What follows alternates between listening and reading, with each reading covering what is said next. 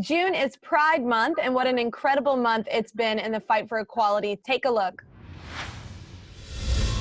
On June 15th, the U.S. Supreme Court changed the course of history when they granted the LGBTQ community the right to a fair and equal workplace. For the first time in every state, no one can be fired or not hired because of their sexual orientation or gender identification. My heart does not discriminate. One of the biggest civil rights victories in decades, this ruling will affect millions of lives. It also has a personal triumph for the 3 plaintiffs in this case. Hi, Amy. How are you doing? Amy Stevens was a transgender woman who alleged she was fired from her job after she announced her transition. Don Zarda, a skydiving instructor, claimed he was fired from his job after he revealed that he was gay to a client.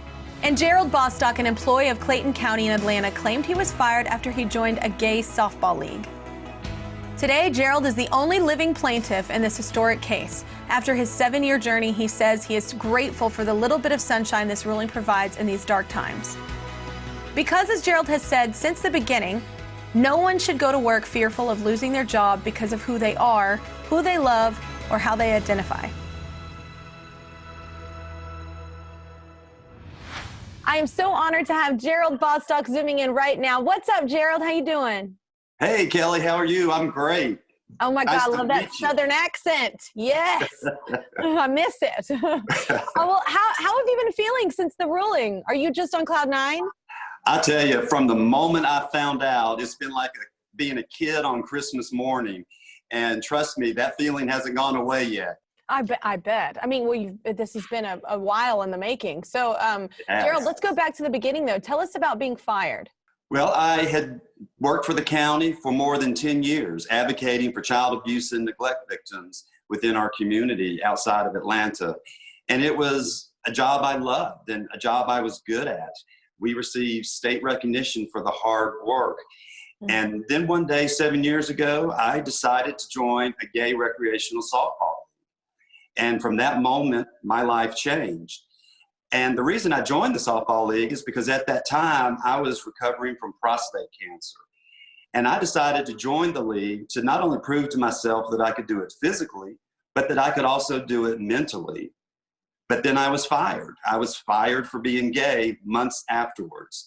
And I was devastated. I lost my source of income and I lost my health insurance at that time in recovery. So It's been a devastating experience. I can't even imagine. So what was it, change of pace here though, but what was it like being in the U.S. Supreme Court? Was that daunting or exciting or all the emotions? Well, I'll tell you, fortunately, I had the opportunity to have a tour the day before oral arguments. So I was able to kind of work through that wow moment.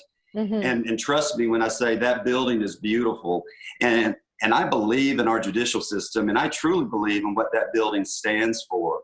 Mm-hmm. But yes, to be able to be in that room on the day of oral arguments, listening to those conversations, listening to the questions and all the responses, when I walked out, I was even more confident that equality would win.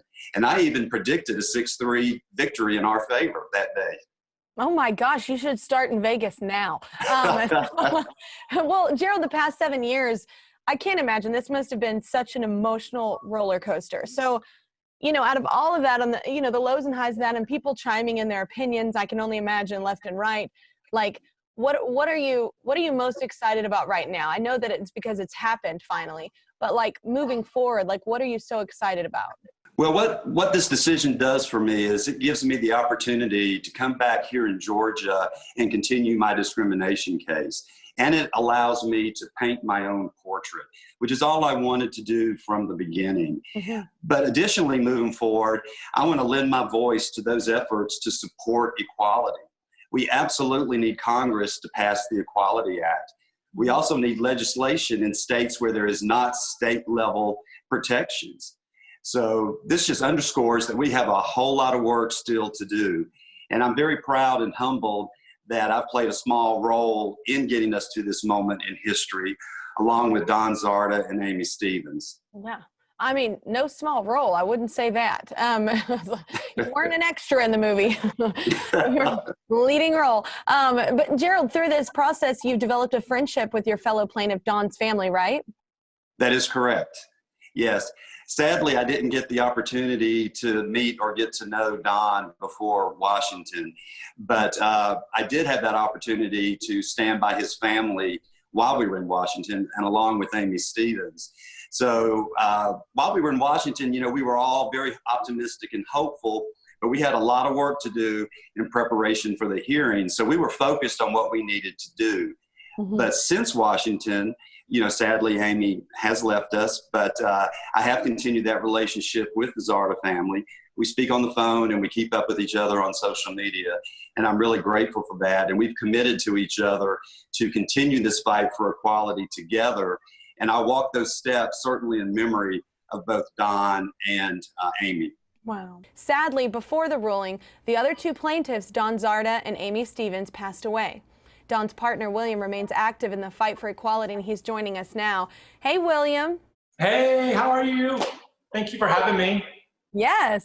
All right, William, well, how did you feel when you learned about the ruling? Well, I was extremely excited because of 10 years of work to finally get an answer from the Supreme Court, the highest court in the nation. So I was thinking about all the LGBT family and friends of mine and all the people that now have workplace protection. But then there was part of me that was also sad because Don couldn't be here with me. I have his ashes here with me today as well. If you can see them or not, but he's here with me.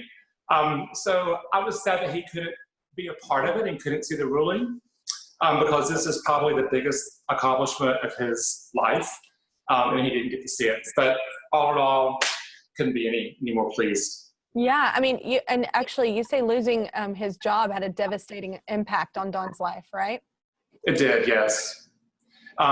So skydiving and being in the air was his life. That's all he had ever done. He was about to finish his bachelor's degree. Actually, he did finish his bachelor's degree in aviation management. He was looking to move on to maybe manage an airport or do something like that. And he lost his job abruptly, and he went into a depression, and he began to spiral down, and he found these extreme sports that seemed to make him feel better and give him an adrenaline rush. And that would lift his spirits, and it became more and more risky, the things that he was doing. And he was on a trip to Europe, and he was wingsuit base jumping, and that's when you jump off of the mountains with the squirrel suits on, where you fly for like 5 or 6 minutes, and then you pull the parachute and you land at the bottom of the mountain. And he was jumping off of a cliff that they had never jumped off of before. And he jumped off and he impacted. There was a rock that they couldn't see that was too close, and he didn't have time to totally take flight before he impacted. And it was a pretty bad accident. So wow. Of course, he didn't survive it. It was a couple of days to find his remains. Wow. That is a horrible story. But so Gerald, coming back to you, you've had an outpouring of support since the ruling. What's resonated the most with you? Well, you're right. It's been amazing, and there have been so many. I was at work the other day, and a coworker stopped in the middle of the street, and she jumped out of a car and came over to me and hugged me and shared with me that her daughter is a lesbian. And she said, "I'm so grateful for what you all have done, giving my daughter protections as well." And just the other day, I received a note from a total stranger that said her nephew is gay, and that the family can now be at peace knowing that he's not going to go to work fearful of losing his job. And she made a real sweet comment. She said, and more importantly, he can now live his life who he is. And then there's been the softball league all over the country. The outpour of love and support has been amazing. So I stand proud and tall that I joined the Gay Softball League, and absolutely no regrets at all. That's so cool and so supportive. It's such a great thing to hear right now. You know, we're not always hearing these stories right now. Well, thank you so much, Gerald and William, for sharing your story with us, and for everyone, and for like all those people giving you notes or stopping you in parking lots. You know, that means a lot to a lot of people, the domino effect that you've created. So thank you so much, and y'all keep up the good fight, all right? We will. Thank you for having us. Yeah. Thank you, Kelly. Absolutely. And keep killing it at softball. You got it. Subscribe to my channel. Subscribe to my channel. Subscribe to my channel. Subscribe to my channel. Please don't make me keep going.